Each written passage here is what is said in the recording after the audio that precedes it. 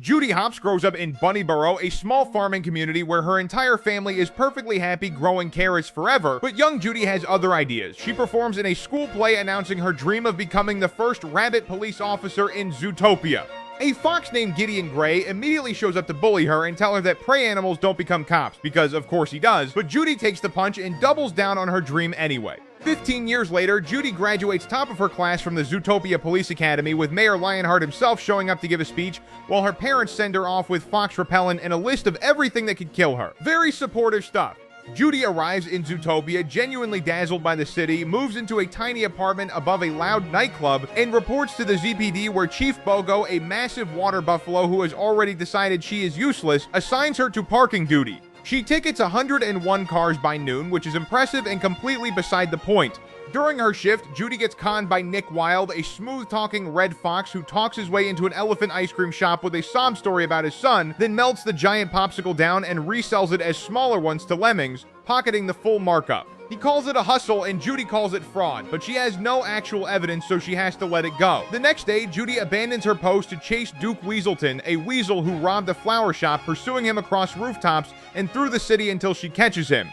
Back at the precinct, Bogo is furious about the post abandonment, but before he can fire her, a devastated otter named Mrs. Otterton bursts in, begging someone to find her missing husband, Emmett. Judy volunteers, and Bogo, deeply annoyed, gives her 48 hours to solve it or hand in her badge. The case file shows Nick was one of the last animals to see Emmett, so Judy tracks Nick down and blackmails him with tax fraud evidence into helping her. They follow leads to a naturist club where everyone is naked and the clues are awkward, then to the DMV staffed entirely by sloths, where getting a single license plate run takes approximately 1 geological era. They finally get an address for the limo that picked up Emmett. The limo belongs to Mr. Big, an Arctic shrew mob boss, tiny in stature and enormous in menace, who hates Nick for a past betrayal and immediately orders them both iced. His daughter FRU intervenes, revealing Judy saved her life earlier while stopping Weaselton, so Mr. Big calls it off and has them to dinner instead. He tells them Emmett inexplicably went savage in the limo and attacked the driver, a black jaguar named Renato Manchas. Judy and Nick find Manchas at his home in the Rainforest District, and he tells them Emmett was ranting about something called night howlers before going berserk. Then Manchas goes savage himself mid-sentence and chases them through the rainforest, which Judy narrowly survives by handcuffing him to a gondola post. She calls in the ZPD, but by the time Bogo arrives, Manchas has vanished completely and Bogo demands her badge. Nick steps in, pointing out she still has a few hours left on her 48, which saves her job for now. In a cable car, Nick opens up to Judy about being bullied as a kid for wanting to be a scout and concludes that he decided if the world sees him as a shifty fox, he may as well be one.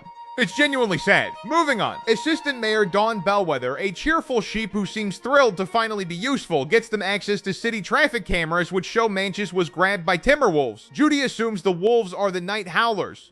Following them leads to an abandoned asylum, where Judy and Nick discover Emmett and all the other missing predators locked in enclosures, feral and caged. Mayor Lionheart had them secretly imprisoned to hide the crisis and protect his own career. Judy calls the ZPD, Lionheart gets arrested, Bellwether becomes the new mayor, and Judy is celebrated as a hero. At a press conference, Judy suggests the predator's biology might explain the savage behavior, essentially implying instincts are the cause, which devastates Nick and ignites citywide panic and discrimination against predators. Nick walks away, protests erupt across Zootopia. Judy, wrecked with guilt, resigns and goes home to Bunnyboro. Back at the family farm stand, Judy's father accidentally mentions that night howlers are actually flowers with powerful psychotropic effects, which his family uses as bug repellent. Judy suddenly realizes someone has been using the flowers to deliberately poison predators, and she races back to Zootopia to find Nick. She apologizes, he forgives her because the movie isn't cruel, and they get back to work. They shake down Weaselton, who admits a ram named Doug hired him to steal night howler bulbs. Judy and Nick find Doug's hidden lab, where he has been manufacturing a serum from the flowers and loading it into a dart gun to shoot predators. They grab the gun as evidence and make a run for it on a hijacked subway train, leading to a full chase before they bail out at a stop. Bellwether intercepts them at the Natural History Museum and drops the Friendly Sheep Act entirely. She masterminded the whole conspiracy to turn predators savage, stoke fear, and seize power for prey animals. She traps Judy and Nick in a pit exhibit and shoots Nick with a dart. Nick appears to go savage and lunges at Judy, but it's a bluff. They'd already swapped the serum for blueberries and recorded Bellwether's full confession on Judy's phone. Bellwether is arrested. The savage predators are cured, Emmett reunites with his family, and Judy is reinstated into the ZPD. Nick passes the academy and becomes her partner, the first Fox officer in Zootopia. They hit the streets together, and a sloth in a sports car gets a speeding ticket, which is a perfect ending, honestly.